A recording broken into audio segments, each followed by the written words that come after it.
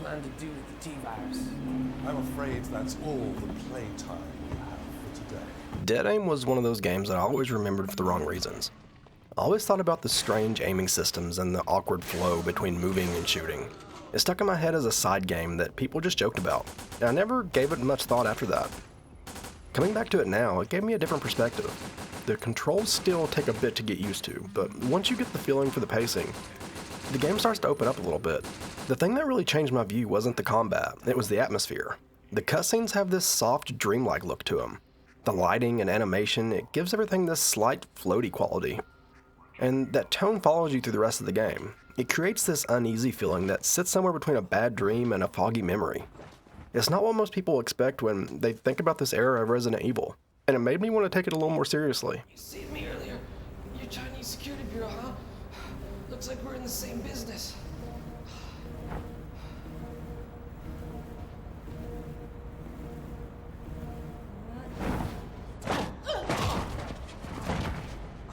Deadaim has a reputation as the forgotten or bad experiment, but after replaying it, I think there was more to it than most people remember.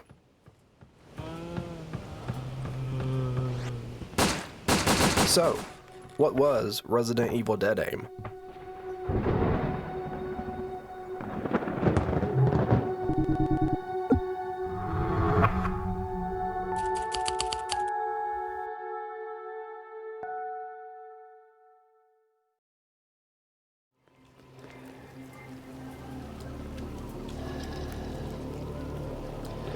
Deadaim sits in a strange corner of Resident Evil history. It came out in 2003 on the PS2, and it carried the Gun Survivor label, which already had a pretty rough reputation.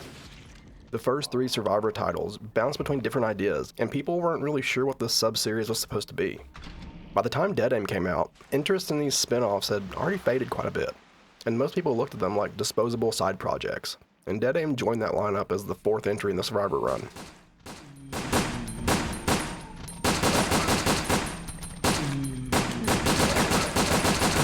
Capcom didn't build this one in-house though. They handed the project to Cavia. They were a studio that took on smaller work-for-hire projects back around that time. And the goal wasn't to make a mainline Resident Evil. This was meant to be a cheaper experiment while the franchise tried to figure out its direction. Capcom was dealing with a long list of ongoing projects in the early 2000s, and they were still producing follow-ups to the classic formula while also trying new approaches behind the scenes. Deadaim came out of that period when Capcom was shifting and testing ideas any way they could.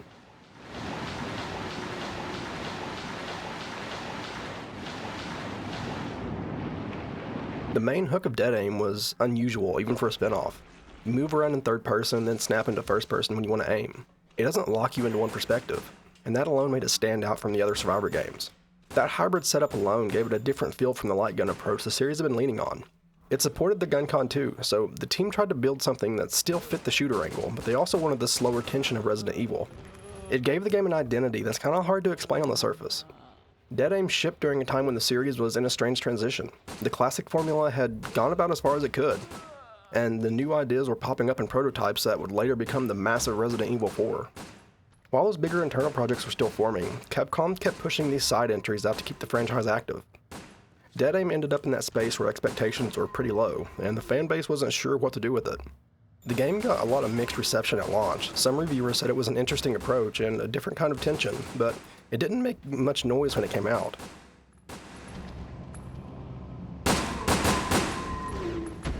Time has been kinder to it.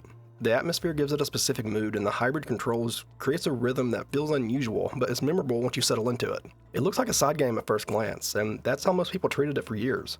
But replaying it now, it shows a project with more intent than it originally got credit for. This was a small experiment, but it has a place in the history of how Resident Evil played with new ideas while searching for the next big shift.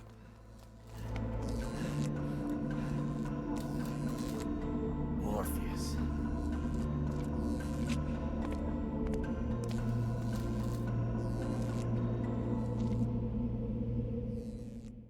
Deadaim feels unusual the moment you start it. As I'd mentioned, you start in third person with a camera that hangs right behind you, and the movement has that familiar slow wait from the older games. But then you tap the aim button, and the view shifts into first person. It's a really sharp change, and the game leans on that shift through the entire playthrough. You move through a hallway, you check your corners, and as soon as you see an enemy, you have to snap into the tighter view. You can walk while aiming in this one, but the pace drops to a crawl. The slow walk changes how you move through a room because you spend more time lining up angles than you do running from spot to spot. The game teaches you to take things one piece at a time. You slide forward, aim, adjust, then ease back into movement. Once you learn that rhythm, the game starts to feel better.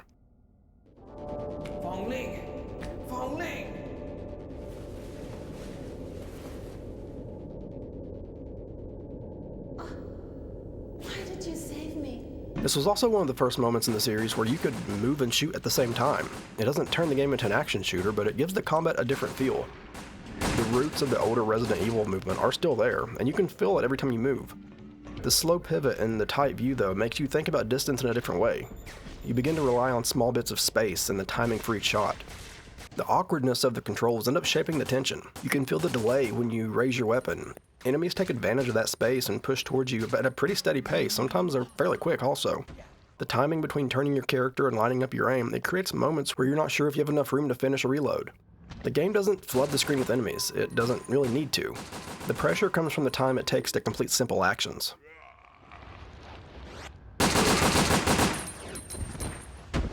The way rooms are framed play into this also. The third person keeps some of the spaces hidden until you commit to a direction, and first person gives you clarity, but only in the bits that you're facing. You fall into a pattern where each encounter becomes a small puzzle about when to switch views. It feels really odd at first, but the back and forth becomes part of the gameplay. And the way that enemies act supports this flow also. They move in pretty clear patterns, but they come at you at a speed that demands good spacing. The slow walk during aiming forces you into careful steps, and you start leaning on stagger shots to create tiny openings. You don't normally just outrun enemies here, you handle them in short exchanges, and that limited movement really defines the feel of each encounter.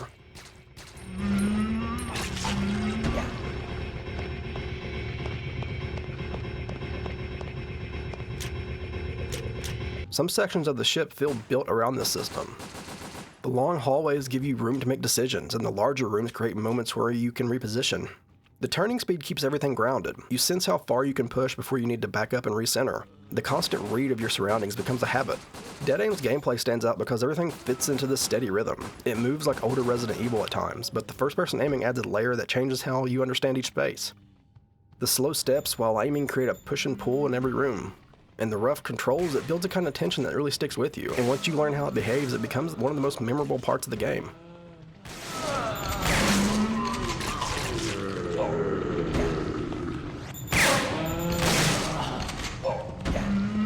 Thanks for making it this far into the video. If you're enjoying it, consider subbing. I've already covered a good chunk of the Resident Evil series on the channel, and there's a lot more on the way, because I'm covering the entire series. It's crazy to think this is the 9th Resident Evil game I've talked about so far. I was just a little over 1,000 subs when I uploaded the first one, and now we're closing in on 7,000 in just a couple months. The growth has been unreal lately, and I really appreciate all of you for being here. It really does mean a lot that you're enjoying these videos. Also, feel free to drop a like and leave a comment. Tell me what you thought of deadaim. Did you play it back in the day? Did you skip it? Would you ever go back to it? And for anyone watching on mobile, there is also the hype button if you want to help grow the video directly. It gives the video hype points, and it helps push it into the algorithm a little more. But that's enough of all that. Let's get back into deadaim.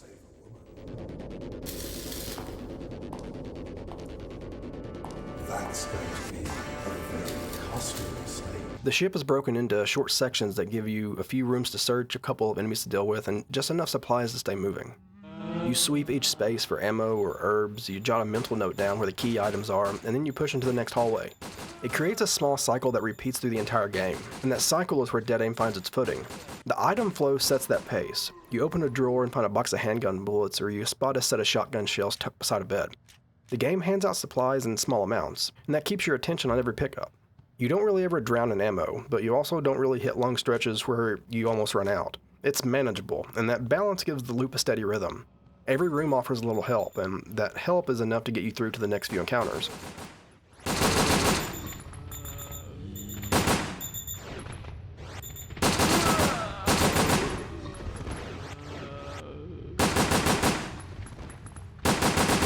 The weapons support that rhythm. You start with a simple handgun and slowly add stronger options like the shotgun, the magnum, or grenade launcher. Each one fills a role. The shotgun handles tight rooms, the magnum works on bigger enemies, normal Resident Evil encounters. The game gives you enough ammo for each weapon to matter, so every room becomes a small question of which tool to bring out. You make those choices without overthinking them, and the loop stays pretty smooth.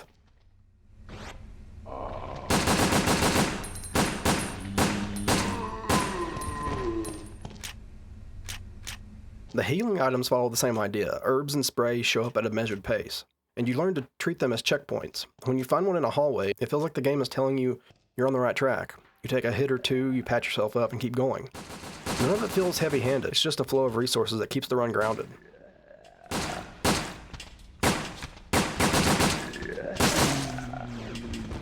The layout of the ship ties all that together. Most areas are tight, with enough corners and short sight lines to keep you alert. You walk a few steps, you listen for a sound, and check each side of the hallway.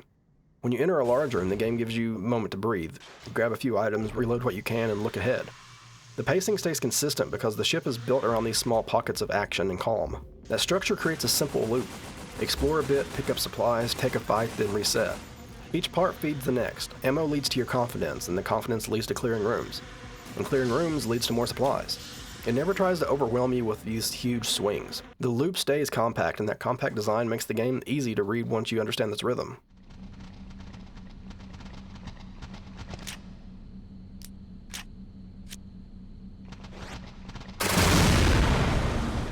Deadaim works through that steady pattern. You walk, gather what you can, handle a few threats, and move forward. Those decisions stay small, but they're constant, and those decisions give the game a solid flow from start to finish. Nothing calls attention to itself, but everything adds up. Once you get into that loop, the game feels clearer, and each section of the ship carries you straight into the next without slowing you down.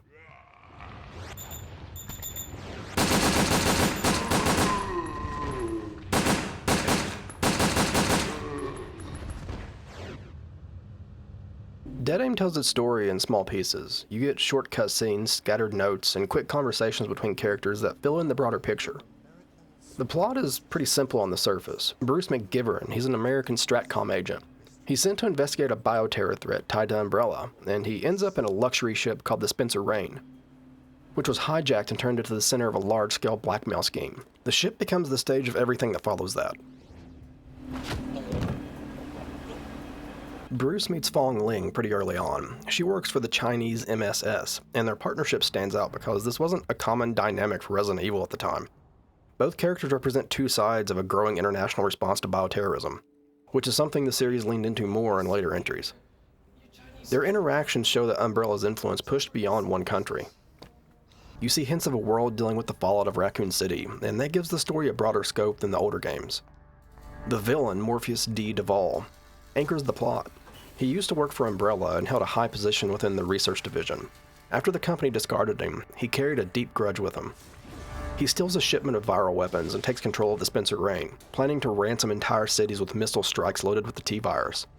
It's a plan rooted in revenge, but it also shows a shift in the series. The virus isn't just a lab disaster anymore, it's a bargaining chip in the hands of someone willing to use it as leverage. The ship itself plays a big role in how the story unfolds.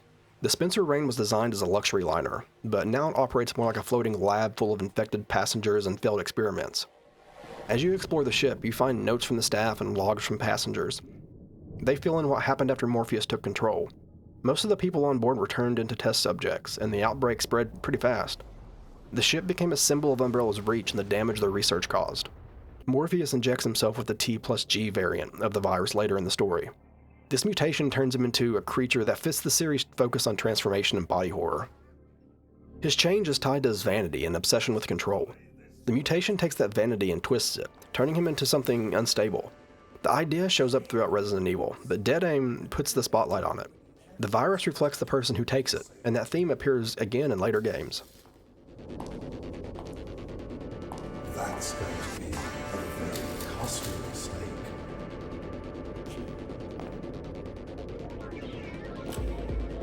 Keep dreaming. The game also introduces early signs of the bioterror direction that the main series would follow. Morpheus uses viral weapons as ransom tools, and the entire conflict is framed as a global security issue rather than isolated outbreak. You can see pieces of what would eventually show up in Resident Evil 4 and 5. Deadaim hints at a world where governments, agencies, and private groups are all dealing with the fallout of viral research. It's one of the first times the series pushes towards that scale. The storytelling style makes all this feel more grounded. You learn a lot by reading notes and piecing together short scenes. The game doesn't really rely on long cinematic moments. Instead, it gives you fragments as you move through the ship. Each section reveals another layer of the crisis, and by the time you reach the end of the game, you understand what Bruce and Fong Ling are dealing with. It's a small story, but it ties itself back to the larger themes that Resident Evil keeps building on. Deadaim's plot sits between the older entries and the more global outlook that came later. It adds a few pieces to the timeline, giving Umbrella another branch of experiments, and shows a world still recovering from everything that happened in Raccoon City. It doesn't try to reshape the lore, but it adds enough to make its place feel clear in the overall universe. The story works because the fragments fit together, and each room of the ship gives you just enough information to keep moving it forward.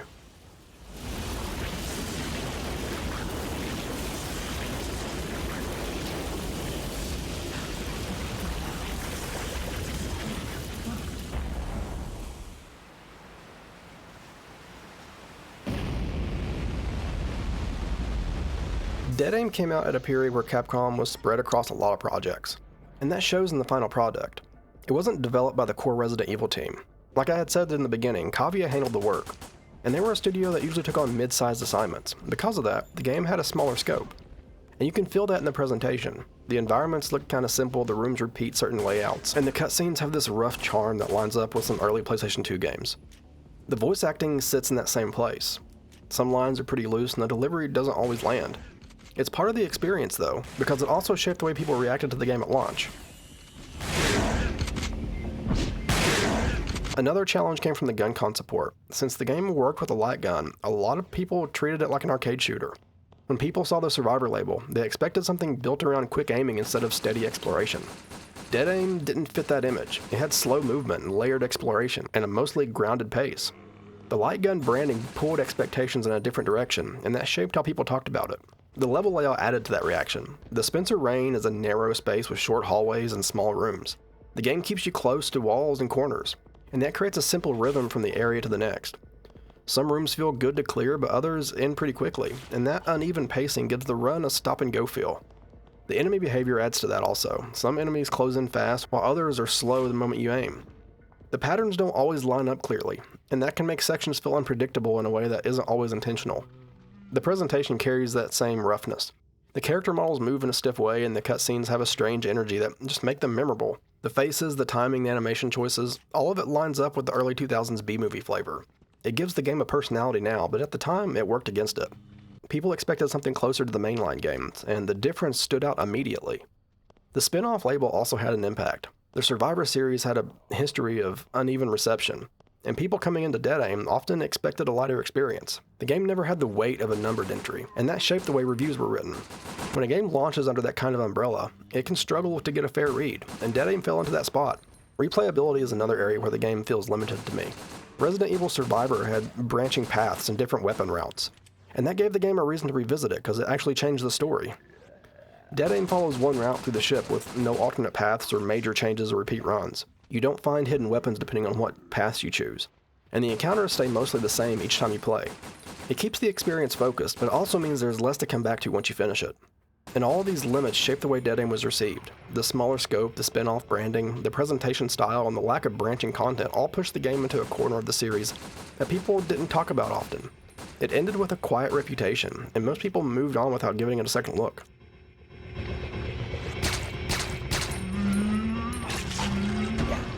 Deadaim doesn't have a great reputation, and even whenever I posted shorts of it, the comments filled up with people just calling it trash. I asked every one of them why, and nobody ever gave me a real answer. It reminded me of how people talked about Survivor. A few big voices tear into it, and everyone repeats the same thing. They point to the controls or the voice acting without taking a moment to look at the game for what it is. The take becomes more important than the experience, and the conversation just stops before it even starts. Playing Deadaim again made that stand out even more. I went through it 3 times for this video, and I had fun each time. The combat settled into a rhythm, and once I learned how the movement and aiming worked together, the game felt good to play. There's a point early on when you're just surrounded by zombies. Everything clicks. You move forward and shift into first person, fire a few shots, and step around and do it again.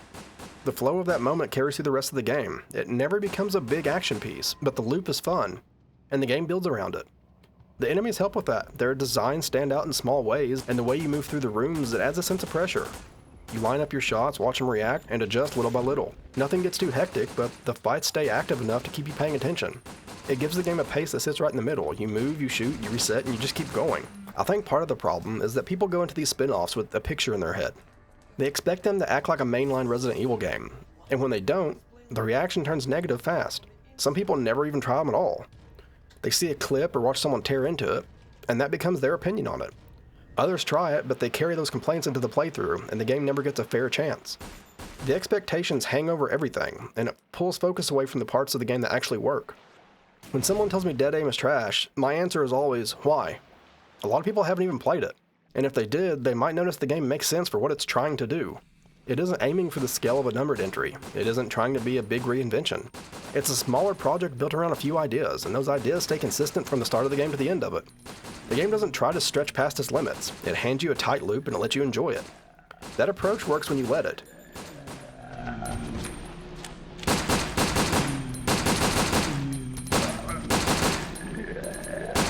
The game gives you clear rooms, steady pacing, and enough combat to stay engaged. The atmosphere adds a layer that people don't talk about enough, and the ship has an odd dreamlike tone that sticks with you, and the cutscenes only add to that. The rough edges become part of that mood, and the game leans into it without making it a big focus. deadaim won't change how people see the series, but it delivers a full playthrough that really holds together. If a game gives me a few hours of fun, that should count for something.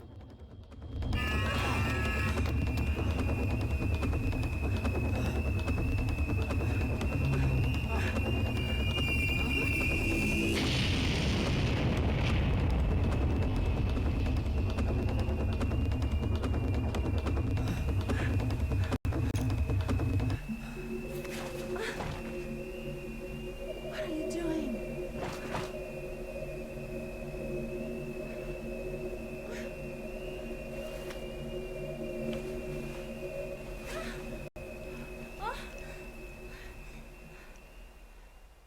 And this one did.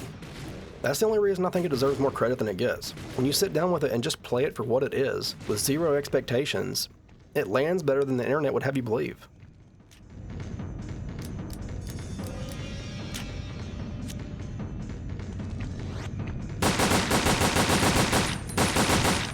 deadaim is in a small place in the series, but it fills that space well.